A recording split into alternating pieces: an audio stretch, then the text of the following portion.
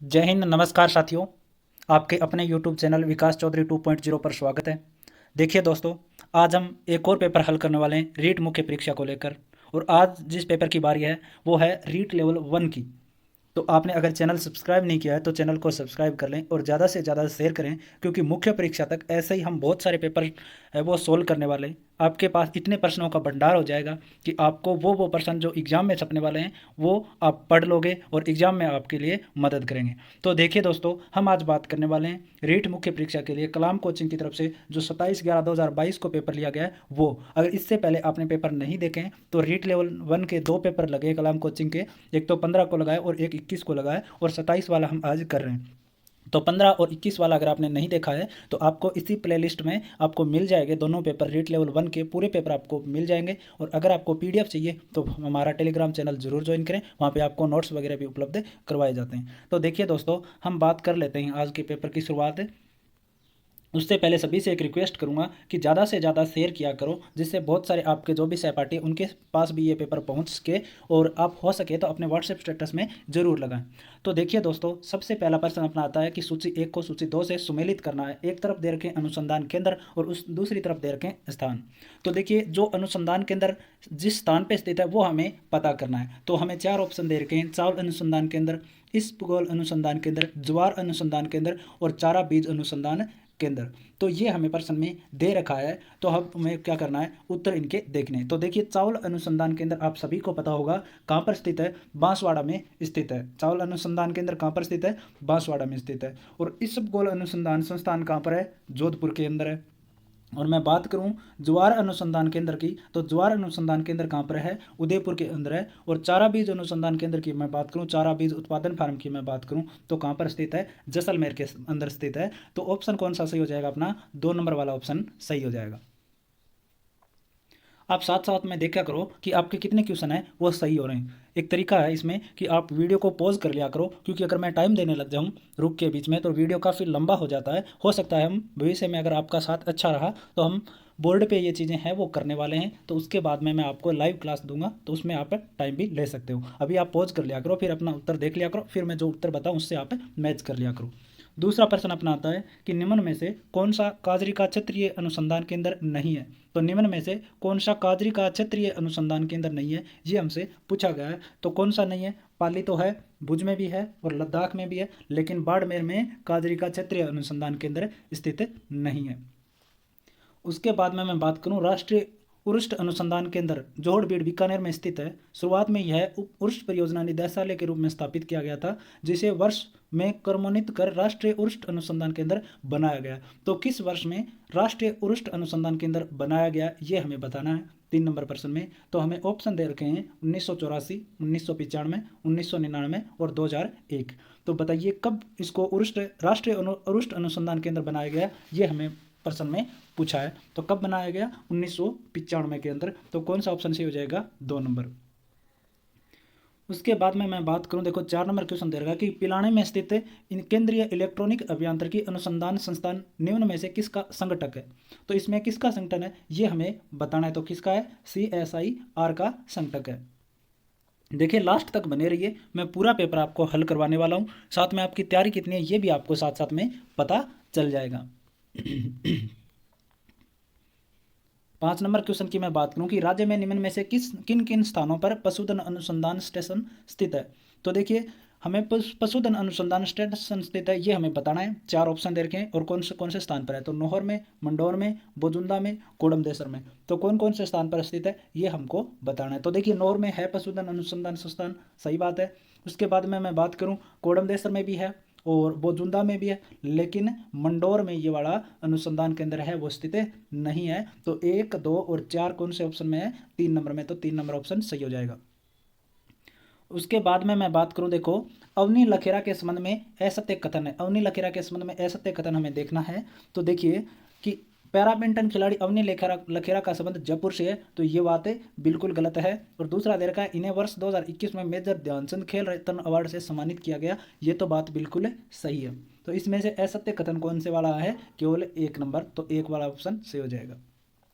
7 number दे रखा है, राजस्थान के एकमात्र खिलाड़ी जिन्हें राजस्थान राज्य खेल रत्न पुरस्कार से सम्मानित किया गया। राजस्थान का एकमात्र वो खिलाड़ी जिन्हें राजस्थान राज्य खेल रत्न पुरस्कार से सम्मानित किया गया, तो कौन से हैं? लिम्बाराम। 8 नंबर क्वेश्चन की मैं बात करूं, देखो तो क्वेश्चन दे रखा है हमें कि भारत के प्रथम पैरा एथलीट जिन्होंने पैरा ओलंपिक खेलों में 2 स्वर्ण व 1 रजत पदक जीता। तो भारत के ऐसे कौन से खिलाड़ी हैं जिन्होंने पैरा एथलीट जिन्होंने पैरा ओलंपिक खेलों में 2 स्वर्ण और 1 रजत पदक जीता है, तो कौन से वाले खिलाड़ी हैं? देवेंद्र झाझड़िया। एक तरफ दे रखे हैं खिलाड़ी और दूसरी तरफ दे रखे हैं संबंधित खेल, और हमें करना है चयन असुमेलित का। तो देखिए, अर्जुन लाल जाट का संबंध रेस वॉक से था क्या, या दिव्यांश सिंह पवार का संबंध शूटिंग से है क्या, श्याम सुंदर स्वामी का संबंध पैरा तीरंदाजी से है क्या, अभिनव शर्मा का संबंध बैडमिंटन से है क्या। तो चारों ऑप्शन हमें दे रखें, इनमें से असंगत हमें देखना है। तो अभिनव शर्मा बैडमिंटन से संबंधित है, ये तो बात सही है। श्याम सुंदर स्वामी पैरा तीरंदाजी से संबंधित है, और दिव्यांश सिंह पवार शूटिंग से संबंधित है, लेकिन अर्जुन लाल जाट का संबंध है रेस वॉक से नहीं है, तो ये ऑप्शन अपना सही हो जाएगा। कमेंट सेक्शन में जरूर लिखें अर्जुन लाल जाट का संबंध किससे है। निम्नलिखित में से चंबल नदी के बाएं किनारे की सहायक नदी कौन सी है? तो चंबल नदी के बाएं किनारे की सहायक नदी कौन सी है, हमें ये वाला देखना है। तो कौन सी है बाएं किनारे की सहायक नदी? बामनी।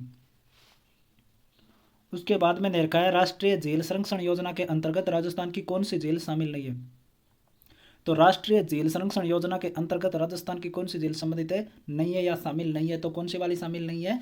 जयसमंद झील है वो शामिल नहीं है। कौन सी राजस्थान के जल संरक्षण की परंपरागत विधि नहीं है? तो राजस्थान की जल परंपरागत विधि की संरक्षण विधि, जल संरक्षण की परंपरागत विधि नहीं है, तो कौन से वाली नहीं है? नाड़ी नहीं है। 13 नंबर क्वेश्चन दे रखा है कि मिश्रित लाल व काली मिट्टी की विशेषता नहीं है। मिश्रित लाल व काली मिट्टी की विशेषता कौन से वाली नहीं है? तो कौन से वाली नहीं है? तो देखो, इसमें चूना, नाइट्रोजन और फास्फोरस की कमी पाई जाती है, ये बात तो सही है। यह डूंगरपुर, चित्तौड़गढ़, भीलवाड़ा जिलों में पाई जाती है। यह कपास, गन्ना और मक्का के लिए उपयुक्त है, ये भी बात सही है, लेकिन इसके कण मोटे होते हैं, ये वाली बात है गलत है। 14 नंबर क्वेश्चन आता है अपना कि कौन सी नदी अरब सागर अपवा तंत्र का हिस्सा है? तो अरब सागर अपवा तंत्र का हिस्सा कौन सी नदी है? गुइया नदी है। 15 नंबर क्वेश्चन दे रखा है, राजस्थान में सर्वाधिक क्षेत्र पर कौन सी अपवा तंत्र विस्तृत है? तो राजस्थान में सबसे ज्यादा कौन सा अपवा तंत्र पाया जाता है? आंतरिक अपवा तंत्र पाया जाता है, जो कि देश में भी सबसे ज्यादा राजस्थान में ही पाया जाता है। आगे वाला क्वेश्चन दे रखा है, सूची 1 को सूची 2 से सुमेलित करना है। एक तरफ दे रखी है हमें झीलें और दूसरी तरफ दे रखा है उनके स्थान। तो कोलायत झील कहाँ पर है, कबोध झील कहाँ पर है, रूपसागर कहाँ पर है, और कायलाना झील कहाँ पर स्थित है, ये हमसे पूछा गया है। तो देखिए, मैं कोलायत झील की बात करूँ तो कोलायत झील कहाँ पर है? बीकानेर के अंदर। कोलायत झील कहाँ पर है? बीकानेर के अंदर। कबोध झील कहाँ पर है? कबोध झील की हम बात करें तो कहाँ पर है? जैसलमेर के अंदर। और रूपसागर झील की मैं बात करूँ तो कहाँ पर है? उदयपुर में। और कायलाना झील कहाँ पर है? जोधपुर में। तो कोलायत तो बीकानेर में, कबोध जैसलमेर में, स्वरूप सागर उदयपुर में, और कायलाना जोधपुर में। तो कौन से वाला ऑप्शन सही हो जाएगा? 3 नंबर वाला ऑप्शन।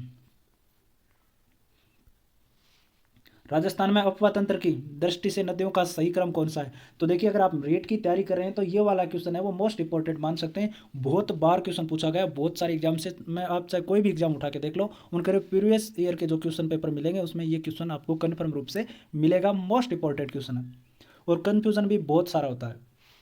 तो देखिए, अपवा तंत्र की दृष्टि से नदियों का सही आरोही क्रम है माही, चंबल और लूनी और बनास, ये वाला। तो ये ऑप्शन अपना सही हो जाएगा। सबसे बड़ा क्रम है माही, फिर चंबल, लूणी, बनास, ऐसे अपना जो अपवा तंत्र है वो अपना आरोही क्रम बन जाएगा। ये क्वेश्चन निश्चित रूप से याद रखें। 18 नंबर कौन क्वेश्चन है अपना कि निम्न में से कौन सा सही सुमेलित नहीं है? तो एक तरफ बांध दे रखें, दूसरी तरफ स्थान दे रखें। तो जाखम बांध प्रतापगढ़ में है क्या? सही बात है, ये तो है। ज्वाई बांध जालौर में है क्या? राणा प्रताप सागर बांध चित्तौड़गढ़ में है। पांचना बांध करौली में, लेकिन ज्वाई बांध कहाँ पर नहीं है? जालौर में। तो ज्वाई बांध कहाँ पर स्थित है, ये कमेंट करके जरूर बताएं।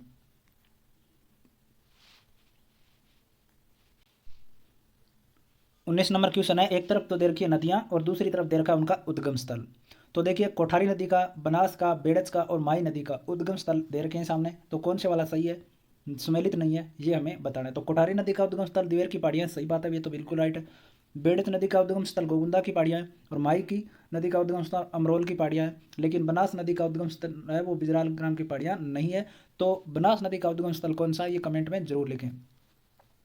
20 नंबर क्वेश्चन दे रखा है कि उत्तरी जैसलमेर में पालीवाल ब्राह्मणों द्वारा जल संरक्षण की परंपरागत विधि क्या कहलाती है। तो उत्तरी जैसलमेर में पालीवाल ब्राह्मणों द्वारा जल संरक्षण की जो परंपरागत विधि होती है वो कौन सी कहलाती है, ये हमसे पूछा है, तो कौन सी कहलाती है, खड़ीन।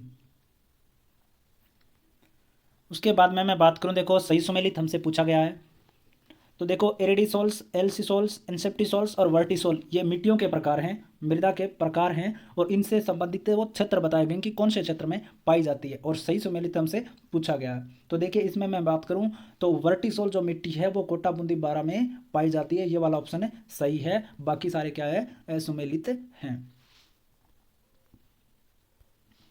22 नंबर क्वेश्चन आता है अपना, निम्नलिखित में से कौन से प्रकार की मृदा समस्या राजस्थान में देखने को नहीं मिलती। तो कौन सी ऐसी मिट्टी की एक समस्या है जो राजस्थान में नहीं पाई जाती, तो कौन सी अम्लीयता है वो मिट्टी की समस्या अपने राजस्थान में नहीं पाई जाती। बाकी क्षारीयता, लवणीयता और सेम की समस्या राजस्थान में पाई जाती है। रिखिया, ब्यावले, जम्मा, नेजा आदि किस लोक देवता से संबंधित है। शायद ही कोई ऐसा स्टूडेंट होगा जिसको यह प्रश्न का उत्तर नहीं पता हो। तो किससे संबंधित है, रामदेव जी से। 24 नंबर क्वेश्चन की मैं बात करूं कि निम्नलिखित लोक देवता व उनसे संबंधित स्थलों में सही सुमेलित नहीं है। तो एक तरफ दे रखे हमें लोक देवता और उस दूसरी तरफ दे रखे उनसे संबंधित स्थल दे रखे हैं। तो देखिए हड़बुजी का संबंध बुंडेल गांव से था, सब सही है एकदम। बिग्गा जी का संबंध रेडी गांव से है, सही बात है ये भी।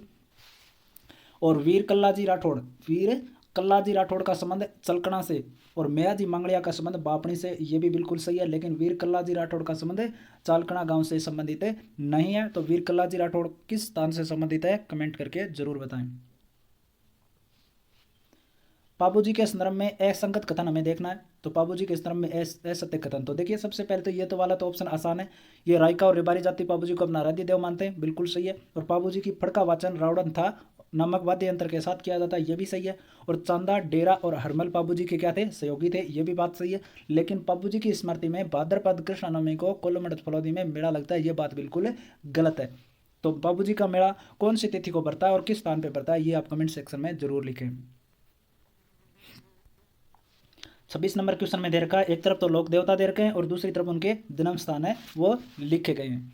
तो देखिए इसमें कौन से वाला ऑप्शन है सही है। तो वीर फत्ता जी का जन्म स्थान कौन सा गांव है, सांथू गांव। देव बाबा का जन्म स्थान कौन सा है, नगला जहाज। और जुजार जी का संबंध कौन सा है, इमलोहा। और देवनारायण जी का संबंध आसींद गांव। तो ये वाले ऑप्शन कौन से वाले में सही है, तो एक नंबर में ये सही हो जाएगा। वीर फत्ता जी कहाँ से संबंधित है, संतु गांव से, देव बाबा नगला जहाज से, और जुआर जी इमलोहा से, और देवनारायण जी आसिंद गांव से। तो एक नंबर सही हो जाएगा। 27 नंबर क्वेश्चन की बात करूं तो लिख रखा है कि लोक देवता तल्लीनाथ जी के गुरु कौन थे। लोक देवता तल्लीनाथ जी के गुरु कौन थे, तो कौन थे, जालंधर राव थे लोक देवता तल्लीनाथ जी के गुरु। निम्न में से किस क्रांतिकारी ने रास बिहारी बोस के साथ मिलकर 1915 में सशस्त्र क्रांति की योजना बनाई थी। तो सशस्त्र क्रांति की योजना 1915 में रास बिहारी बोस के साथ मिलकर किसने बनाई थी, ये हमसे पूछा गया। तो किसने बनाई थी, गोपाल सिंह खरवा ने बनाई थी। 29 नंबर क्वेश्चन दे रखा है, निम्नांकित राजस्थान की विभूति व उनसे संबंधित कार्य क्षेत्र में सही सुमेलित नहीं है। तो कौन सा सही सुमेलित नहीं है, ये हमसे क्वेश्चन में पूछा गया। तो गौरी देवी का संबंध संगीत कला से है, सही बात है।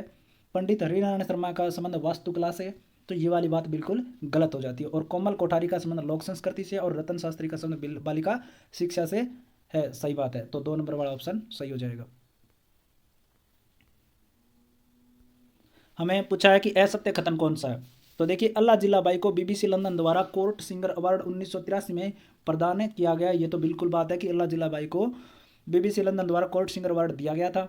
दामोदर दास राठी ने 1921 में ब्यावर में आर्य समाज की शाखा की स्थापना की, ये भी बात बिल्कुल सही है, दामोदर जी ने की थी। और बाल मुकुंद भैसा को राजस्थान का जतिन दास कहा जाता है, ये भी बात सही है। तो एक ही बचा, दुर्गा दास राठौड़ ने अकबर के विरुद्ध राठौड़ सिसोदिया गठबंधन का गठन किया था, ये बिल्कुल गलत बात है। निम्नलिखित में से किस प्रजामंडल अथवा लोक परिषद की स्थापना राजस्थान से बाहर हुई। तो कौन से ऐसे प्रजामंडल है जिनकी जो लोक परिषद या प्रजामंडल है जो जिनकी स्थापना राजस्थान से बाहर हुई, तो कौन कौन से देखिए। तो सिरोही की भी बाहर हुई थी, बीकानेर की भी हुई थी, और भरतपुर, तो तीनों की बाहर हुई थी। तो कौन सा ऑप्शन हो जाएगा, 4 नंबर ऑप्शन है वो सही हो जाएगा। तो सिरोही, भरतपुर और बीकानेर जो प्रजामंडल है इनकी स्थापना राजस्थान से बाहर हुई। उसके बाद में दे रखा है सूरज देवी, सावित्री देवी, रमा देवी, कृष्णा कुमारी तथा दयावती नामक महिलाओं का संबंध किस प्रजामंडल से था। सूरज देवी, सावित्री देवी, रमा देवी और कृष्णा कुमारी तथा दयावती नामक महिलाओं का संबंध किस प्रजामंडल से था। ये हमसे पूछा गया था, कौन से था, मारवाड़ प्रजामंडल से। एक तरफ प्रजामंडल है और उनके अध्यक्ष दे रखे हैं और उनसे पूछा है कि सही सुमेलित कौन सा नहीं है, प्रथम अध्यक्ष। तो देखिए 33 नंबर क्वेश्चन में बात करें हम, भरतपुर प्रजामंडल का प्रथम अध्यक्ष कौन था, गोपीलाल यादव, सही बात है।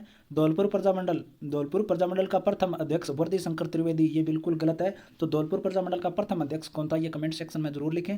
उसके बाद में मेवाड़ प्रजामंडल का प्रथम अध्यक्ष बलवंत सिंह मेहता, ये भी सही है। और बूंदी प्रजामंडल का प्रथम अध्यक्ष कांतिलाल चौथानी, ये भी बिल्कुल सही है। उसके बाद मैं बात करूं 34 नंबर क्वेश्चन की, कि कांग्रेस के इलाहाबाद अधिवेशन 1888 में राजस्थान के प्रतिनिधि के तौर पर भाग नहीं लिया।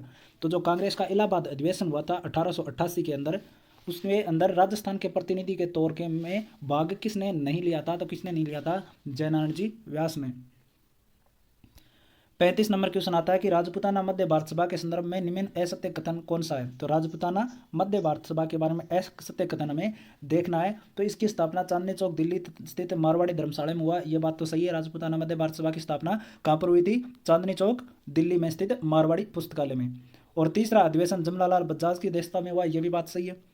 नागपुर अधिवेशन के दौरान राजस्थान के कृषकों की स्थिति पर प्रदर्शनी का आयोजन किया गया, ये भी बात बिल्कुल सही है। और इसका दूसरा अधिवेशन 1920 को अजमेर में आयोजित हुआ, ये बात है गलत है राजपूताना मध्य भारत सभा के बारे में। तो स्थापना चांदनी चौक दिल्ली मारवाड़ी पुस्तकालय में, तीसरा अधिवेशन जमनालाल बजाज की अध्यक्षता में, नागपुर अधिवेशन के दौरान राजस्थान के कृषकों की स्थिति पर प्रदर्शन का आयोजन किया गया, ये भी बात सही है। निम्न में से किस रियासत अथवा ठिकाने का विलय एकीकरण के द्वितीय चरण में हुआ। तो निम्न में से किस रियासत अथवा ठिकाने का विलय है वो एकीकरण के द्वितीय चरण में किया गया, ये हमसे पूछा गया। तो कौन से का किया गया, कुशलगढ़ रियासत का विलय या ठिकाने का विलय एकीकरण के द्वितीय चरण में किया गया। एक तरफ दे रखे संघ, दूसरी तरफ दे रखे प्रधानमंत्री, और हमसे पूछा गया कि सुमेलित नहीं है, ये हमसे पूछा गया है। तो पूर्व राजस्थान का संबंध प्रधानमंत्री कौन से थे, ये हमसे पूछा है। तो पूर्व राजस्थान के कौन से थे, तो पूर्व राजस्थान संघ के प्रधानमंत्री गोकुलाल असावा, सही बात है क्या, ये तो सही है। वृद्ध राजस्थान संघ के प्रधानमंत्री माणिक्यलाल वर्मा, ये वाला प्रश्न क्या है, उत्तर क्या है, गलत है। पूर्व वृद्ध राजस्थान के प्रधानमंत्री है वो माणिक्यलाल वर्मा नहीं थे। तो कौन थे, ये कमेंट सेक्शन में जरूर लिखें। संयुक्त वृद्ध राजस्थान के प्रधानमंत्री लालाल शास्त्री थे और मत्स्य संघ के प्रधानमंत्री शोभाराम कुमावत थे। उसके बाद में मैं बात करूं, निम्न में से असत्य कथन हमें देखना है कौन सा है 38 नंबर क्वेश्चन के अंदर, कि राजपूताना में जोधपुर रियासत सबसे बड़ी रियासत थी, सही बात है। 30 मार्च को राजस्थान दिवस, सही बात है। राजस्थान के प्रथम महाराज प्रमुख भोपाल सिंह थे, ये भी बात सही है। लेकिन संयुक्त राजस्थान संघ का उद्घाटन सरदार वल्लभ भाई पटेल के द्वारा किया गया था, ये बात बिल्कुल गलत है। 39 नंबर क्वेश्चन की मैं बात करूं, निम्न में से किस पुरातत्ववेदाओं के ने गणेश्वर सभ्यता स्थल का उत्खनन कार्य किया। तो गणेश्वर सभ्यता का उत्खनन कार्य किसने किया था, ये हमें देखना है। तो किन्होंने किया था, रतन चंद्र अग्रवाल और विजय कुमार के द्वारा किया गया गणेश्वर सभ्यता का उत्खनन। 40 नंबर क्वेश्चन आता है, निम्न में से कौन सा पुरातात्विक अवशेष गणेश्वर सभ्यता स्थल से प्राप्त नहीं हुआ। तो निम्न में से कौन सा पुरातात्विक अवशेष गणेश्वर सभ्यता स्थल से प्राप्त नहीं हुआ, ये हमसे पूछा था। कौन सा नहीं हुआ, भवन निर्माण में प्रयुक्त ईंटें हैं वो गणेश्वर सभ्यता से हमें प्राप्त नहीं हुई। काले नीले रंग की अलकृत मृतपात्र प्राप्त हुए, दोहरी पेशदार सिरायुक्त ताम्रपिन प्राप्त हुई और मिट्टी के छल्लेदार बर्तन प्राप्त हुए। गणेश्वर सभ्यता के संदर्भ में असत्य कथन कौन सा है, ये हमें देखना है। तो गणेश्वर सभ्यता के संबंध में असत्य कथन, यहाँ से ताम्र युगीन संस्कृतियों में सबसे प्राचीन सभ्यता है, यह भी बात सही है। यहाँ से लघु पाषाण उपकरण भी प्राप्त हुई, ये भी सही है। और यहाँ के निवासी संभवतः मांसाहारी थे, ये भी सही है। लेकिन गणेश्वर सभ्यता के निवासियों में को तांबे के साथ अन्य धातुओं को मिश्रित करने का ज्ञान था, ये बात बिल्कुल गलत है। ताम्र और युगीन संस्कृतियों में सबसे प्राचीन सभ्यता है, लघु पाषाण उपकरण भी प्राप्त हुए, संभवतः मांसाहारी थे, लेकिन तांबे के अलावा अन्य धातु को मिश्रण करने का इनको ज्ञान नहीं था। तो ये ऑप्शन सही हो जाएगा।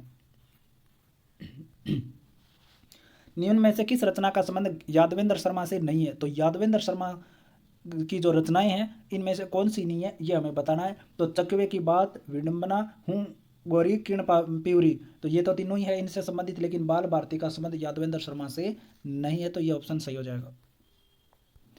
बुद्धि नरेश बुद्ध सिंह ने नेत्रंग नामक रीति ग्रंथ की रचना किस भाषा में की? बुद्धि नरेश बुद्ध सिंह ने नेत्रंग नामक रीति ग्रंथ की रचना किस भाषा में की, ये हमसे पूछा गया है। तो किस भाषा में की थी? ब्रज भाषा में की थी बुद्धि नरेश बुद्ध सिंह ने नेत्रंग की रचना।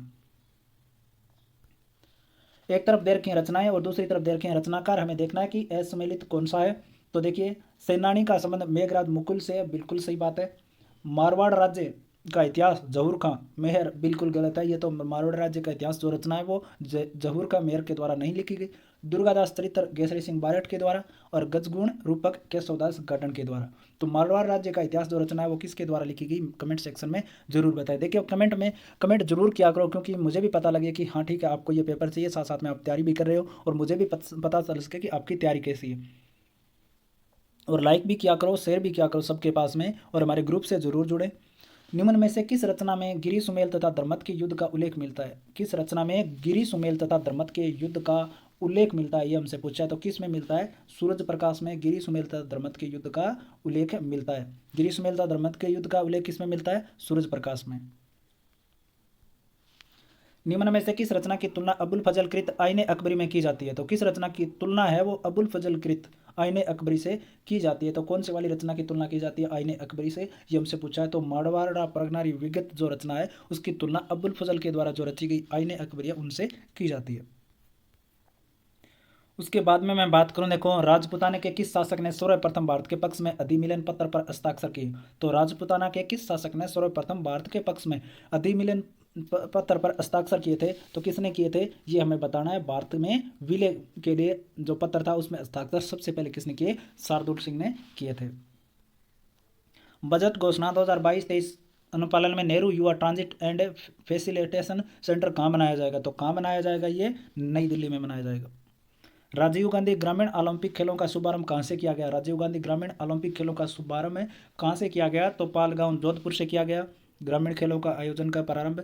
और अगस्त 2022 में आयोजित राजस्थान डिजीफेस्ट के दौरान देश में बने पहले कृषि ड्रोन का प्रदर्शन किया गया, और इस ड्रोन का नाम क्या था, ये हमसे पूछा गया। तो ड्रोन का क्या नाम था? विस्रोन ड्रोन नाम है पहले देश में बने पहले कृषि ड्रोन का नाम।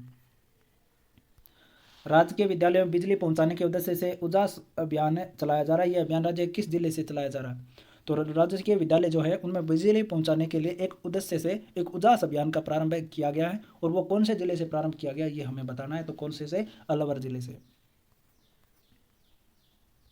ग्रामीण विकास मंत्रालय द्वारा जारी रिपोर्ट के अनुसार वित्त वर्ष 2021-22 में मनरेगा के तहत सर्वाधिक परिवारों को रोजगार उपलब्ध करवाने में देश में क्रमशः द्वितीय व तृतीय स्थान पर रहे राजस्थान के जिले कौन से? तो देखो, ग्रामीण विकास मंत्रालय एक रिपोर्ट जारी करता है वित्त वर्ष 2021-22 की, और उनमें दूसरे तीसरे स्थान पर जो देश में है राजस्थान के जिले मनरेगा के तहत सर्वाधिक परिवारों को रोजगार उपलब्ध करवाने। तो ऐसे दो जिले कौन से हैं जिन्होंने देश में सबसे ज़्यादा मनरेगा के तहत परिवारों को रोजगार उपलब्ध करवाए, वो जिले हमें बताना है। तो कौन कौन से जिले? एक तो बाड़मेर और एक है नागौर। मुख्यमंत्री चिरंजीवी जीवन रक्षा योजना का शुभारंभ कब किया गया? तो मुख्यमंत्री चिरंजीवी जीवन रक्षा का योजना का प्रारंभ है वो कब किया गया था? 6 सितंबर 2022 को मुख्यमंत्री चिरंजीवी जीवन रक्षा योजना का प्रारंभ किया गया। जनवरी 2023 में रोहटपाली में राष्ट्रीय स्काउट गाइड जम्बूरी के कौन से संस्करण का आयोजन प्रस्तावित है? तो जनवरी 2023 में रोहटपाली में राष्ट्रीय स्काउट गाइड जम्बूरी के कौन से संस्करण का आयोजन प्रस्तावित है? तो कौन से का है? 18वें संस्करण का जो आयोजन है वो प्रस्तावित है। राजस्थान के मान्यता प्राप्त निजी विद्यालयों में निःशुल्क प्रवेश आरटीई प्रवेश के लिए आयु सीमा कितनी है? तो राजस्थान के मान्यता प्राप्त जो निजी विद्यालय जो प्राइवेट विद्यालय उनमें निःशुल्क प्रवेश के लिए आयु सीमा कितनी है? मतलब कम से कम कितनी हो और ज़्यादा से ज़्यादा कितनी हो सकती है, ये हमसे पूछा है। तो कितनी होनी चाहिए? न्यूनतम 5 वर्ष हो और अधिकतम 7 वर्ष। यदि किसी निजी विद्यालय में कुल 9 प्रवेश किए जाना है तो उनमें से रोस्टर के अनुसार आरटीई निःशुल्क प्रवेश, देखिए कोई भी प्राइवेट विद्यालय उसमें 9 ही जो एडमिशन है वो लिए जाने, तो उनमें से आरटीई के तहत कितने एडमिशन लेने अनिवार्य है ये हमसे पूछा है। तो कितने एडमिशन लेने अनिवार्य है? 3 एडमिशन लेने अनिवार्य है।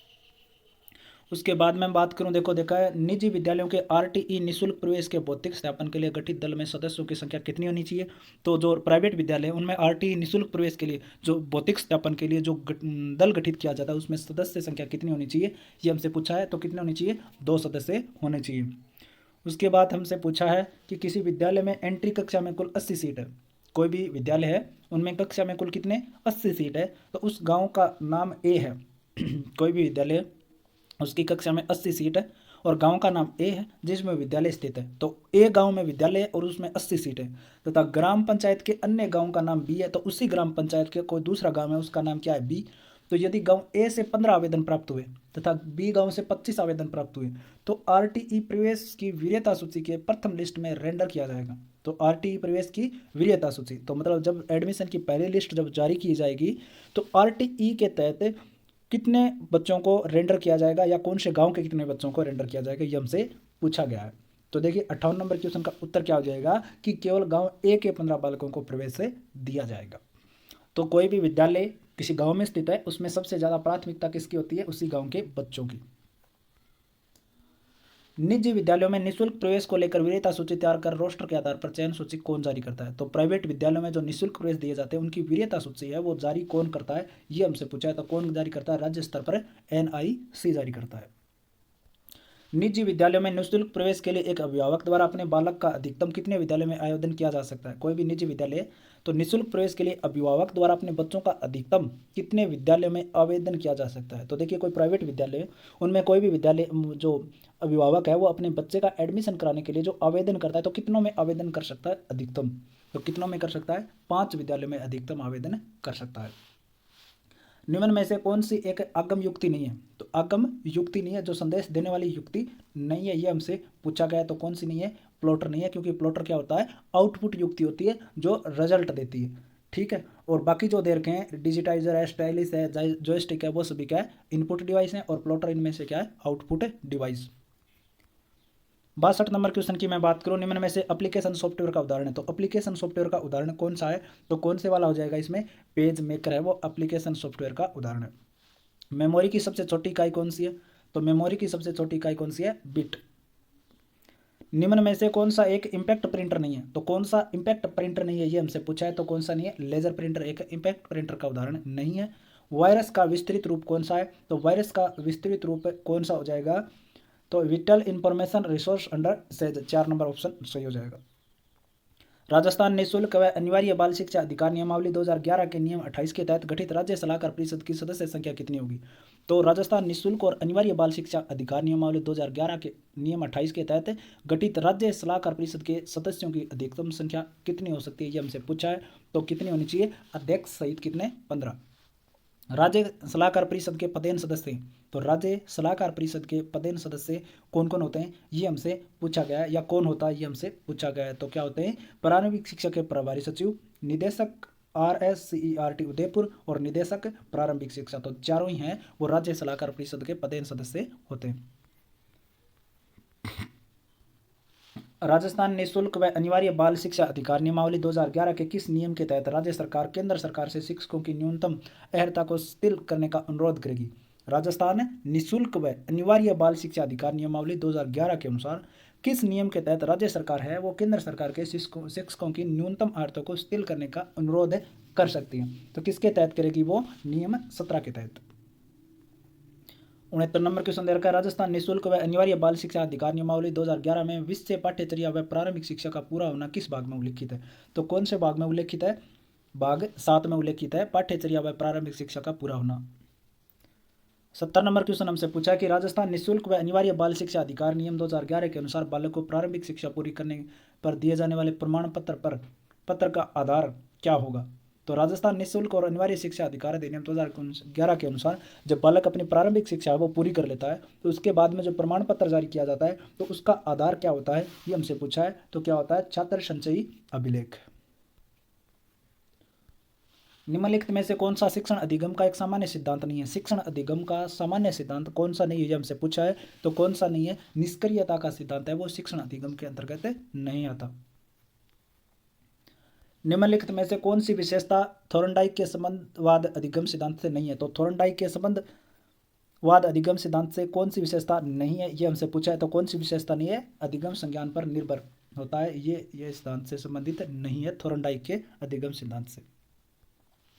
निम्नलिखित में से कौन सा टालमैन के अधिगम सिद्धांत का अन्य नाम नहीं है। तो टालमैन के अधिगम सिद्धांत का अन्य नाम नहीं है, ये हमसे पूछा गया है। तो कौन सा नहीं है, तो देखिए चिन्ह अधिगम सिद्धांत तो है, प्रत्याशा सिद्धांत भी है और चिन्ह गेस्टाल सिद्धांत भी है, लेकिन अंतर्दृष्टि सिद्धांत है, इसका अन्य नाम नहीं है टालमैन के अधिगम सिद्धांत का। 74 नंबर क्वेश्चन की मैं बात करूं कि निम्न में से कौन सा कथन असत्य है, तो कौन सा कथन असत्य ये हमसे पूछा है कि अधिगम एक प्रक्रिया है, सही बात है। संवेग हमारी क्रिया को निर्देशित करता है, सही बात है। अधिगम अभ्यास और प्रशिक्षण से संबंधित है, सही बात है, लेकिन अधिगम परिपक्वता से संबंधित नहीं है, ये बात बिल्कुल गलत है। उसके बाद में मैं आगे वाले क्वेश्चन की बात करूं कि अधिगम के व्यवहारात्मक सिद्धांत के अनुसार निम्नलिखित में से कौन सा अधिगम के विषय में सही है, तो अधिगम के व्यवहारात्मक सिद्धांत के अनुसार निम्नलिखित में से कौन सा कथन अधिगम के विषय में सही है, तो ये हमसे पूछा है। तो देखिए ये सही हो जाएगा, वस्तुनिष्ठ तरीके से अवलोकन और मापन किया जा सकता है, ये वाला ऑप्शन सही हो जाएगा।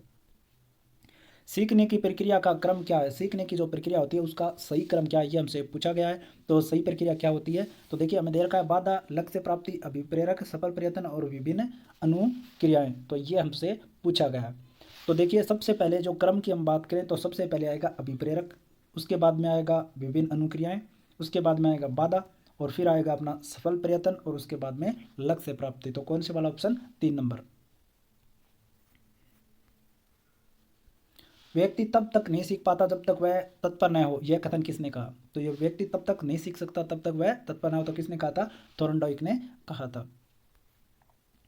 अधिगम को प्रभावित करने वाले कारकों में से कौन सा कारक अधिगमकर्ता से संबंधित है, तो अधिगम को प्रभावित करने वाले कारकों में से कौन सा कारक अधिगमकर्ता से संबंधित है, ये हमसे पूछा था, कौन सा है, अधिगमकर्ता की उपलब्धि, अभिप्रेरणा का स्तर है, ये वाला ऑप्शन सही हो जाएगा।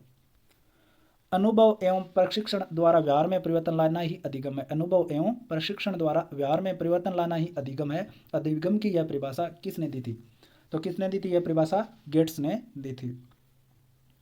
अधिगम को सकारात्मक रूप से प्रभावित करने वाला कारक है, अधिगम को सकारात्मक रूप से प्रभावित करने वाला कारक कौन सा है, तो अधिगम परिस्थितियां हैं, वो अधिगम को सकारात्मक रूप से प्रभावित करता है। तो देखिए 80 क्वेश्चन तो आपके चाहे कोई भी लेवल हो, आप चाहे लेवल 1 के हो चाहे आप लेवल 2 के कोई भी सब्जेक्ट से हो, सभी के कलाम कोचिंग समान देती है। तो मैं कोई भी एक वीडियो में ऐसे करवाता रहूँगा, उसके बाद में जितने भी अलग से जो वीडियो डाले जाएंगे वो मैं अलग से विषय के हिसाब से डाल दूंगा, तो ये 80% बार बार मेरे को ना करवाना पड़े, आप देख लिया करूँ। तो देखिए लेवल 1 का ही हम प्रश्न कर रहे थे। लेवल 1 का 81 नंबर क्वेश्चन आता है कि एशिया के सबसे बड़े कृषि फार्म, केंद्रीय कृषि फार्म की स्थापना वर्ष 1856 में सूरतगढ़ गंगानगर में किसकी सहायता से की गई, तो केंद्रीय कृषि फार्म की स्थापना 1956 में सूरतगढ़ गंगानगर में हुई थी, और किसकी सहायता से हुई, तो रूस की सहायता से की गई थी 1956 के अंदर। ICAR के कृषि एप्लीकेशन अनुसंधान संस्थान जोधपुर के अंतर्गत 66 कृषि विज्ञान केंद्र है, जिनमें राजस्थान में स्थित केंद्रों की संख्या कितनी है, तो ICAR के कृषि एप्लीकेशन अनुसंधान संस्थान जोधपुर के अंतर्गत 66 कृषि विज्ञान केंद्र है, जिनमें से राजस्थान में कितने हैं ये हमें बताना है, तो कितने हैं, 47 है 66 में से। केंद्रीय शुष्क बागवानी संस्थान कहाँ पर स्थित है, तो केंद्रीय शुष्क बागवानी जो संस्थान है वो कहाँ पर स्थित है, बीकानेर में स्थित है। राजस्थान के खिलाड़ी सुखबीर सिंह का संबंध किस खेल से है, तो राजस्थान के खिलाड़ी सुखबीर सिंह का संबंध किससे है, हैंडबॉल से है। निम्न में से किसे भारतीय महिला हॉकी टीम की the great wall of India कहा जाता है, तो जो भारतीय महिला हॉकी टीम है उसकी the great wall of India किसे कहा जाता है, तो सविता पुनिया को कहा जाता है। राजीव गांधी ग्रामीण ओलंपिक खेलों की मसाल मुख्यमंत्री अशोक गहलोत द्वारा किन्हें सौंपी गई, तो राजीव गांधी जो ग्रामीण ओलंपिक खेलों की जो शुरुआत हुई उनमें उनकी मसाल जो होती है वो मुख्यमंत्री अशोक गहलोत जी ने किन्हें सौंपी थी, तो ये हमें किनको सौंपी थी, रजत चौहान और मंजू बाला को इन्होंने सौंपी थी। निम्नलिखित में से कौन सी आंतरिक प्रवाह की नदी नहीं है, तो आंतरिक प्रवाह की नदी कौन सी नहीं है ये हमें देखना है, तो गुइया नदी आंतरिक प्रवाह की नदी नहीं है। खारे पानी की झील कौन सी नहीं है, तो खारे पानी की झील कौन सी नहीं है, कायलाना झील नहीं है। असुमेलित युग्म का चयन कीजिए, तो असुमेलित युग्म का चयन करना है। बुशेलपुर बांध है वो बनास नदी पर है, राणा प्रताप सागर बांध चंबल नदी पर है, और काकदी पिकअप बांध माही नदी पर है, लेकिन मेजा बांध है वो मेज नदी पर नहीं है, तो मेजा बांध कौन सी नदी पर है जरूर बताएं। निम्नलिखित में से किस क्षेत्र में पीली भूरी मृदा पाई जाती है, तो पीली भूरी मृदा कौन से क्षेत्र में पाई जाती है, नागौर, पाली, अजमेर, जयपुर में पीली भूरी मृदा पाई जाती है। निम्न में से किस लोक देवता ने युद्ध भूमि में प्राणोत्सर्ग किए, तो युद्ध भूमि में किस लोक देवता ने प्राणोत्सर्ग किए थे, बाबूजी राठौड़ ने, गोगा जी ने और वीर कल्लाजी राठौड़, तीनों ने किए, तो उपयुक्त सभी। गोगा जी की फड़का वाचन किस वाद्य यंत्र से किया जाता है, तो गोगा जी की फड़का वाचन कौन से वाद्य यंत्र से, डेरू व मादल से किया जाता है। केसरी सिंह बारठ ने वीर भारत सभा का गठन किस वर्ष किया, तो वीर भारत सभा का गठन किसने किया था, केसरी सिंह बारठ ने, और कौन से वर्ष किया, 1910 में किया। निम्नलिखित में से किस रचना का संबंध अर्जुन लाल शेट्टी से नहीं है? तो अर्जुन लाल शेट्टी से कौन सी रचना का संबंध नहीं है? प्रत्यक्ष जीवन शास्त्र का संबंध अर्जुन लाल शेट्टी से नहीं है। निम्नलिखित में से कौन सा नेता जैसलमेर प्रजा परिषद से संबंधित नहीं था? तो कौन सा नेता है वो जैसलमेर प्रजा परिषद से संबंधित नहीं था? तो कौन सा नेता? चंदनमल बैड है, वो जैसलमेर प्रजा परिषद से संबंधित नहीं थे। जयपुर प्रजामंडल में आजाद मोर्चे का गठन किसके नेतृत्व में किया गया? तो जयपुर प्रजामंडल में आजाद मोर्चे का गठन किसके नेतृत्व में किया गया? तो किसके नेतृत्व में किया गया था? बाबा हरिश्चंद्र के नेतृत्व में किया गया था। रियासती विभाग के मापदंड के अनुसार राजस्थान की कौन सी रियासत अपना स्वतंत्र अस्तित्व रख सकती थी? तो रियासती विभाग के मापदंड के अनुसार राजस्थान की ऐसी कौन सी रियासत थी जिनका अपना स्वतंत्र अस्तित्व रखने की जो शर्तें थी वो उनके पास थी? तो कौन सी के अंदर थी? जोधपुर के पास भी थी, बीकानेर के पास भी थी और उदयपुर के पास भी थी। तो कौन सा ऑप्शन सही हो जाएगा? 3 नंबर वाला ऑप्शन है सही हो जाएगा। मत्स्य संघ को राजस्थान में किस समिति की सिफारिश पर शामिल किया गया? तो मत्स्य संघ को राजस्थान में किस समिति की सिफारिश पर शामिल किया गया? तो किसकी? डॉक्टर शंकरदेव समिति की सिफारिश पर मत्स्य संघ को राजस्थान में सम्मिलित किया गया था। उसके बाद में हाल ही में देश के 16वें उपराष्ट्रपति के रूप में जगदीप धनखड़ चुने गए। इनका संबंध राजस्थान के किस जिले से संबंधित है? तो जो राजस्थान जो भारत के 16वें उपराष्ट्रपति है जगदीप जी धनखड़, उनका संबंध कौन से जिले से है राजस्थान के? तो कौन से जिले से संबंधित है? झुंझुनू जिले से।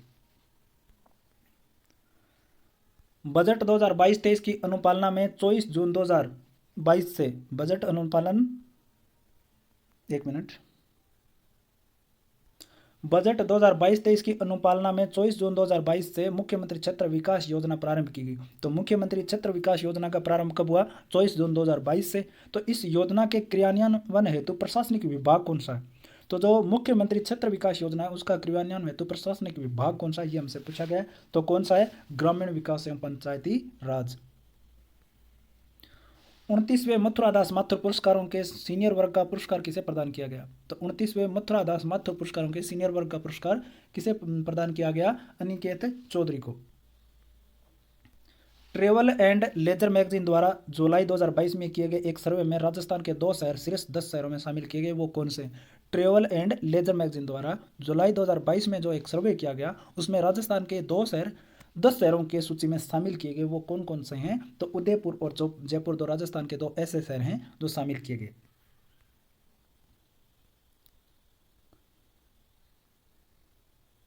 तो देखिए आगे वाला क्वेश्चन है वो हम पढ़ते हैं कि राज्यपाल कालराज मिश्र ने हाल ही में किसे हरिदेव जोशी पत्रकारिता और जनसंचार विश्वविद्यालय के कुलपति के रूप में नियुक्ति प्रदान की है?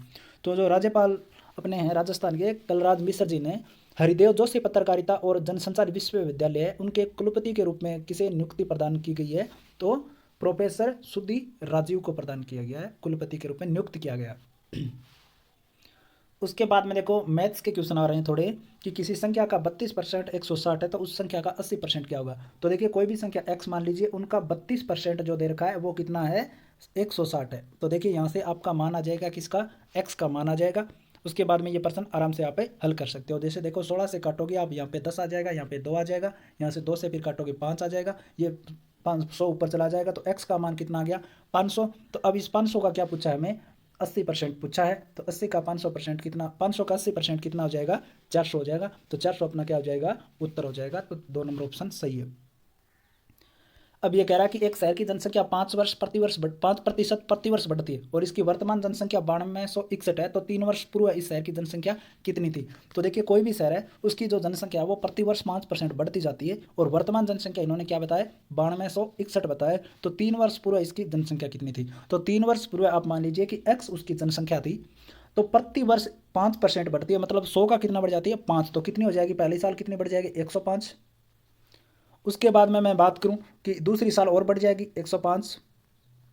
फिर बोल रहा है ये 3 साल की, तो तीसरी साल कितनी बढ़ जाएगी? 105/100 और बराबर कितना दे रखा है? 9261।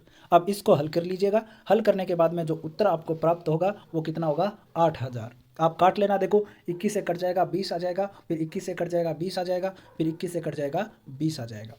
और 21 का क्यूब जो कितना होता है? 21 के क्यूब की आप बात करोगे तो 9261 होता है। तो 21 से 9261 कट जाएंगे। देखिए ऐसे आ जाएगा ये x इंटू 21/20, 21/20 काट दिया मैंने 105 को, 21/20 बराबर 9261। तो अब 21 को 21 से गुणा करोगे तो 3 बार गुणा करोगे तो आते हैं 9261, और 20 को 3 बार 20 से गुणा करते हो तो आप कितने आते हैं 8000, और बराबर 9261। तो आपको पता है कि ये ऊपर वाले कट जाएंगे और ये 8 4 सामने चले जाएंगे, तो x का मान कितना आ जाएगा 8000 है वो मान आ जाएगा। तो ये वाला आपका उत्तर हो जाएगा। उसके बाद में मैं बात करूं, देखो कि एक व्यक्ति किन्हीं दो वस्तुओं में से प्रत्येक को 960 रुपये में खरीदता है, जिनमें से एक को वह 20% के लाभ पर और दूसरी को 20% की हानि पर बेचता है, तो बताओ उसे कुल कितने प्रतिशत का लाभ अथवा हानि हुआ। तो देखिए दो वस्तुएं हैं, उनको प्रत्येक को 960 रुपये में खरीदता है, एक को भी 960 में और दूसरी को भी 960 रुपये में खरीद लेता है। लेकिन वह क्या करता है, एक को तो 20% लाभ पर बेच देता है और दूसरी को 20% हानि पर बेच देता है। तो बताओ लाभ होगा या हानि। तो देखिए ये वाली वस्तु और ये वाली वस्तु दोनों का क्रय मूल्य कितना हो जाएगा, आप जोड़ लीजिएगा। 0 6 6 12 1 और 9 9 18 1, 1920 रुपये कुल इसका क्या लगा है, खरीदने में उसके लग गए हैं, क्रय मूल्य इसका लग गया है। तो अब इसने बेचा कितने में वो हमें देखना है। तो एक जो ये 960 वाली वस्तु है उसको 20% लाभ पर बेचा, इसका मतलब 100% तो 960 है, 20% लाभ पर बेचा मतलब 120 में इसने बेच दिया। तो 120/100 ये आप सोल्व करोगे तो उत्तर आ जाएगा। उसके बाद में दूसरी वस्तु हानि पर बेची है, तो इसका मतलब 960 रुपये की जो वस्तु लाया है ये 100 रुपये इसके, मतलब मान सकते हैं कि 100% इसकी वैल्यू कितनी है 960, लेकिन इसने 20% कम में बेच दिया, तो मतलब कितने में बेचा इसने, केवल 80 में बेचा, तो 80/100। दूसरी की आप निकाल सकते हो 960 × 80/100, क्यों, क्योंकि 20% हानि पर बेचा है। तो ये वाला आप काट देना।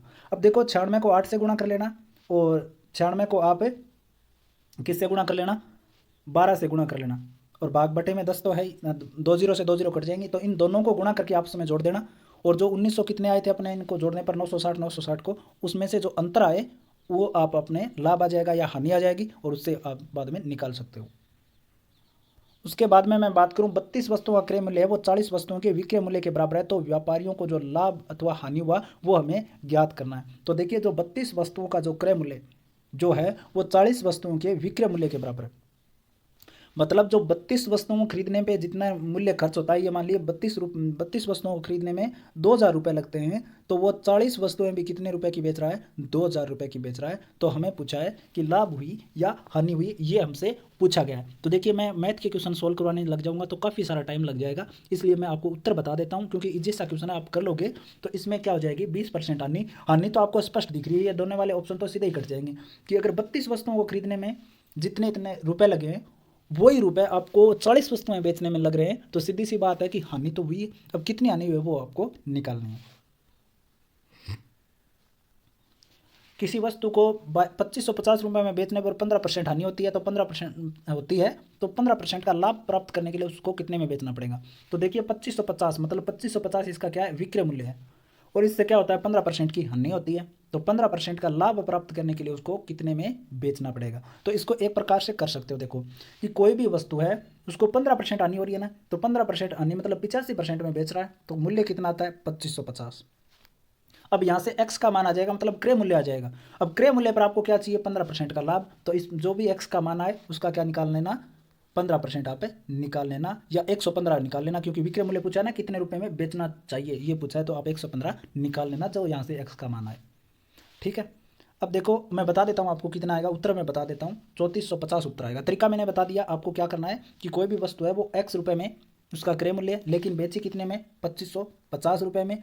क्या होता है इसको 15% की हानि, तो ये जो क्रय मूल्य है इस पर 15% हानि कब होगी, जब हम कितने में बेचेंगे 85 में बेचेंगे, तो ये बराबर आ जाए। यहाँ से x का मान आ जाएगा, फिर हमें पूछा है विक्रय मूल्य 115 पर 15% लाभ पर बेचने पे, तो इस जो भी x का मान है उसका क्या निकाल लेना 115%। ठीक है, और उत्तर मैं बता देता हूँ आपको कितना आएगा, इसका उत्तर आ जाएगा आपका 3450 रुपये। उसके बाद में देखो आर्थिक समीक्षा 2021-22 के अनुसार वर्ष 2021-22 के अग्रिम अनुमान में स्थिर मूल्यों पर सर्वाधिक विकास दर किस क्षेत्र की होगी। तो सर्वाधिक विकास दर किस क्षेत्र की होगी, तो उद्योग क्षेत्र की। वर्ष 2021 के 22 के लिए प्रचलित मूल्य पर राजस्थान की प्रति व्यक्ति आय अनुमानित है, तो 2021-22 के लिए प्रचलित मूल्य पर राजस्थान के प्रत्येक व्यक्ति की आय कितनी अनुमानित है, ये हमसे पूछा गया है। तो कितनी अनुमानित है 1,35,218। निम्न में से किन फसलों के उत्पादन में राजस्थान का प्रथम स्थान है। तो कौन कौन सी ऐसी फसल है जिनके उत्पादन में राजस्थान का प्रथम स्थान है। तो बाजरा उत्पादन में प्रथम है, और राई और सरसों के उत्पादन में भी प्रथम है, और साथ में चने के उत्पादन में भी प्रथम स्थान है। तो कौन से ऑप्शन सी हो जाएगा 3 नंबर। वर्ष 2021-22 के लिए प्रचलित कीमतों पर सेवा क्षेत्र का योगदान कितना है। 2021-22 के लिए प्रचलित कीमतों पर सेवा क्षेत्र का योगदान कितना है ये हमसे पूछा है, तो सेवा क्षेत्र का योगदान कितना है अपना 45.10%। राजस्थान की अर्थव्यवस्था में कृषि एवं संबद्ध गतिविधियों में प्रचलित मूल्य का सर्वाधिक योगदान। राजस्थान की अर्थव्यवस्था में कृषि और संबद्ध गतिविधियों में प्रचलित मूल्य पर सर्वाधिक योगदान है वो किसका है, तो पशुधन क्षेत्र का सर्वाधिक योगदान है। निम्न में से कौन सा एक गति का सही समीकरण नहीं है, तो गति का सही समीकरण हमसे पूछा है कि कौन से वाला इसमें से नहीं है। तो देखो v बराबर यू प्लस टी ये तो होता है, और s बराबर U T plus half A T square ये भी होता है, और v स्क्र बराबर यू स्क्र प्लस 2as भी होता है, लेकिन v बराबर u square plus A T square नहीं होता। 115 नंबर क्वेश्चन पूछा, निम्न में से सबसे प्रबल बल कौन सा होता है, तो सबसे प्रबल बल कौन सा होता है, गुरुत्वीय बल है वो सबसे प्रबल होता है। पानी में तैरते समय एक तैराक आगे बढ़ने के लिए अपने हाथों और पैरों को पीछे की ओर धकेलता है, न्यूटन की गति के किस नियम पर आधारित उदाहरण है। तो कोई भी तैराक है वो पानी में तैरता है तो अपने हाथ और पैर है वो पीछे की ओर धकेलता है, तो ये कौन से न्यूटन के कौन से गति के नियम पर आधारित है, तृतीय नियम पर आधारित है। बल का मात्रक क्या होता है, तो बल का मात्रक क्या होता है, किग्रा मीटर प्रति सेकंड स्क्वायर। किसी भी वस्तु का जड़त्व निर्भर करता है, कोई भी वस्तु का जड़त्व द्रव्यमान पर निर्भर करता है। राजस्थान निःशुल्क अनिवार्य बाल शिक्षा अधिकार नियमावली 2011 के नियम 24 के तहत अध्यापकों के शिकायत निवारण के लिए गठित ब्लॉक स्तरीय व जिला स्तरीय समितियों की 2 बैठक के बीच अधिकतम कितना अंतर हो सकता है, तो कितना अंतर हो सकता है, 3 माह का अधिकतम अंतर हो सकता है। राजस्थान निःशुल्क अनिवार्य बाल शिक्षा अधिकार नियमावली 2011 के नियम 20 के तहत एक विद्यालय में शिक्षकों की स्वीकृति संख्या किसके द्वारा अधिसूचित की जाती है, तो राजस्थान में जो निःशुल्क एवं अनिवार्य बाल शिक्षा अधिकार नियमावली 2011 के नियम 20 के तहत कोई एक विद्यालय में शिक्षकों की स्वीकृत संख्या किसके द्वारा अधिसूचित की जाती है, तो राज्य सरकार एवं स्थानीय प्राधिकारी द्वारा। निम्नांकित में से कौन सा शिक्षक सामग्री का प्रमुख कार्य है, तो शिक्षक सामग्री का प्रमुख कार्य कौन सा है, ज्ञानेंद्रियों का अधिकतम उपयोग है वो शिक्षक सामग्री का प्रमुख कार्य। निम्नांकित में से प्रभावपूर्ण ढंग से गणित पढ़ाने के लिए कम खर्च स्वयं द्वारा आसपास के वातावरण से बनाए गए उपकरणों को कहेंगे, तो गणित पढ़ाने के लिए कम खर्च और स्वयं द्वारा आसपास के वातावरण से बनाए गए उपकरण को हम क्या कहेंगे, ये हमसे पूछा है, तो इसे क्या कहेंगे, असुरक्षित शिक्षक सामग्री। गणित शिक्षण के दौरान उत्पन्न होने वाली समस्याओं का प्रमुख कारण, गणित शिक्षा के दौरान उत्पन्न होने वाली समस्याओं का प्रमुख कारण नहीं है, ये हमसे पूछा है, तो प्रमुख कारण कौन सा नहीं है, कक्षा का भौतिक वातावरण, शिक्षण प्रक्रिया में मूर्त वस्तुओं का उपयोग न करना, उपयुक्त मूल्यांकन पद्धति का अभाव, इनमें से कौन सा ऐसा प्रमुख प्रभाव नहीं है। कक्षा का भौतिक वातावरण शिक्षण प्रक्रिया में बाधा उत्पन्न कर सकता है, कक्षा का भौतिक वातावरण शिक्षण प्रक्रिया में बाधा उत्पन्न कर सकता है। निम्न में से कौन सी समस्या कक्षा के भौतिक वातावरण से संबंधित है, नहीं है, ये हमसे पूछा गया है, तो बच्चों का अनियमित उपस्थिति है वो कक्षा के भौतिक वातावरण से संबंधित नहीं है, क्योंकि पर्याप्त रोशनी का अभाव होगा तो ये प्रॉब्लम होती है, बच्चों की अधिक संख्या भी प्रॉब्लम होती है, और श्यामपट्ट का खराब होना ये भी प्रॉब्लम होती है। बच्चों में गणित के प्रति डर या भय का कारण है, बच्चों में गणित के प्रति डर या भय का कारण क्या है, कि गणित की संचय प्रकृति, प्रतीकात्मक भाषा का प्रभुत्व और भारतीय शिक्षा में संरचनात्मक समस्याएं, ये सभी के सभी कारण है वो गणित में डर के कारण है। गणित शिक्षण में शिक्षक की अपर्याप्त तैयारी से संबंधित समस्या, गणित शिक्षण में शिक्षक की अपर्याप्त तैयारी से संबंधित समस्या है, तो कौन सी समस्या है, पाठ्य पुस्तक केंद्रित अध्यापन विद्या अपनाना, ये भी सही है, सतत प्रशिक्षण कार्यक्रमों का अभाव, ये भी सही है, और औपचारिक गणित बच्चों को के अनुभवात्मक अधिगम से नहीं जोड़ पाना, ये चारों के चारों कारण है वो अपर्याप्त तैयारी से संबंधित समस्या है। बहुसंवेदी अनुदेशन के लिए श्रव्यदर्शी सामग्री पर आधारित एडगर डेल द्वारा प्रतिपादित अनुभव शंकु के अनुसार निम्न में से सर्वाधिक प्रभावशाली अधिगम सहायक सामग्री कौन सी है, तो कौन सी सामग्री है, वास्तविक प्रत्यक्ष अनुभव ही इसमें सबसे सहायक मेमोरी है। श्रव्यदर्शी सामग्री सम्मिलित नहीं है, श्रव्यदर्शी सामग्री सम्मिलित नहीं है, तो कौन सी नहीं है, टेप रिकॉर्डर। देखिए इसमें सीधा या दूरदर्शन भी होता है, वीडियो टेप को भी देख सकते हैं और डॉक्यूमेंट्री फिल्म भी देखी जाती है, लेकिन टेप रिकॉर्डर सुनी जाती है। सामाजिक विज्ञान पढ़ाने में आने वाली कठिनाइयों में से प्रमुख है, तो सामाजिक विज्ञान जब हम पढ़ाते हैं तो सबसे ज़्यादा कठिनाई कौन सी होती है, तो देखिए इसमें हो जाएगी परिवर्तित होते रहना। मान लीजिए सामाजिक विज्ञान की प्रस्तावित पाठ्यपुस्तक विद्यार्थियों के लिए कठिन है, आप क्या कहेंगे, तो सामाजिक विज्ञान की जो प्रस्तावित पाठ्यपुस्तक है वो विद्यार्थियों के लिए कठिन है, तो आपको बताना है कि आप उनको क्या कहोगे, तो क्या कहेंगे कि विभिन्न प्रकार की पूरक सामग्रियां प्रदान करेंगे, ये हमारा एक्शन होगा। NCF 2005 में सामाजिक विज्ञान के बारे में प्रचलित कौन सी आम धारणा बताई, NCF 2005 में सामाजिक विज्ञान के बारे में प्रचलित कौन सी आम धारणा बताई है, तो कौन सी बताई है, यह एक अनुपयोगी विषय है, यह केवल सूचनाओं का आदान प्रदान करता है और अध्यापक एवं विद्यार्थी दोनों ही विषय के प्रति अरुचि रहती है। ये सभी के सभी कारण है सामाजिक विज्ञान के बारे में। सामाजिक अध्ययन पाठ्य पुस्तक संबंधी समस्या के संबंध में सही नहीं है। सामाजिक अध्ययन पाठ्यक्रम संबंधी समस्या के संबंध में सही नहीं है, ये हमसे पूछा है। तो कि क्रियाशीलता के सिद्धांत की अनुपालना, ये वाला सही नहीं है। इस विकल्प में सभी संज्ञा शब्द क्रिया शब्दों से निर्मित है। तो कौन सा विकल्प है जिसमें सभी संज्ञा शब्द क्रिया शब्दों से निर्मित है? तो कौन से वाले ऑप्शन में है? भूल और हंसी। पुरुषवाचक सर्वनाम से संबंधित वाक्य है। पुरुषवाचक सर्वनाम से संबंधित वाक्य है तो कौन से वाला है? वह आवश्यक कार्य से अजमेर गया है। निम्न में से सर्वनाम से बनी भाववाचक संज्ञा कौन सी है? तो भाववाचक संज्ञा कौन सी है? अपनायन, अपनापन। अनिश्चयवाचक सर्वनाम से युक्त वाक्य है। अनिश्चयवाचक सर्वनाम से युक्त वाक्य ये हमसे पूछा है। तो वह कुछ खा रहा है, तो ये अनिश्चयवाचक है। हर्बर्ट की पंचपदीय पाठ योजना के पद प्रस्तावना या तैयारी से संबंधित नहीं है। हर्बर्ट की पंचपदीय पाठ्य योजना के पद प्रस्तावना संबंधित नहीं है, तो ये हमसे पूछा गया है। तो कौन सा नहीं है? पूर्व ज्ञान एवं नवीन ज्ञान में तुलना। उसके बाद में हमसे अंग्रेजी में के क्वेश्चन पूछे हैं कि the sentence is passive voice for. तो the sentence in passive voice for open the door is, तो इसका क्या बनेगा? Let the door be open. Who taught you grammar, तो इनमें कौन सा ऑप्शन सही हो जाएगा? Correct sentence in passive voice. तो पैसिव वॉइस में कौन से वाला सेंटेंस सही हो जाएगा? ये वाला सही हो जाएगा, 3 number option. Change the voice of following sentence we can speak English, तो सेंटेंस हमें चेंज करना है। तो कौन से वाला ऑप्शन इसमें सही हो जाएगा? English can be spoken by us. उसके बाद में देखो इंग्लिश के प्रश्न ऊपर दे रखे हैं ना, 145 है। Someone has picked my pocket, change the voice. तो 45 नंबर में कौन सा ऑप्शन सही हो जाएगा? My pocket has been picked. Which is following sentence is correct, कौन से वाक्य सही है ये हमसे पूछा गया है। तो we were told a strange story by him. The audio lingual method stress, तो इसमें कौन सा ऑप्शन सही हो जाएगा? LSRW। 148 नंबर पूछा हमसे कि structural approach was developed by, तो किसके द्वारा डेवलप की गई? फायरिज। उसके बाद में 149 नंबर है क्वेश्चन है दो डायरेक्ट मेथड एम्फेसाइज, इसमें कौन सा ऑप्शन सही हो जाएगा? 3 नंबर ऑप्शन सही हो जाएगा। In the USA GT method is known as, तो कौन से वाला ऑप्शन सही हो जाएगा? इसमें 4 नंबर ऑप्शन सही हो जाएगा। तो लेवल 1 के मैं जो 3 एग्जाम लगे हैं कलाम कोचिंग के, वो मैं कंप्लीट करवा चुका हूँ। साथ ही साथ में कलाम कोचिंग के जो भी जितने भी आपके लेवल हैं, लेवल 1 और लेवल 2 के जो पेपर में 80 क्वेश्चन पूछे जाते हैं, वो मैं तीनों के करवा चुका हूँ। तो कोई भी आप अगर सब्जेक्ट से हो, चाहे लेवल 2 के कोई भी सब्जेक्ट से हो, वो सभी इसके पर 80% है वो तीनों वीडियो के जरूर देख ले, जिससे आपके 80% कवर हो जाएंगे। और उसके बाद में जो भी आपके सब्जेक्ट वाइज बचते हैं वो मैं धीरे धीरे करवा दूंगा आपको। तो आज के लिए इतना ही, धन्यवाद। ज़्यादा से ज़्यादा शेयर करो और सब्सक्राइब करो।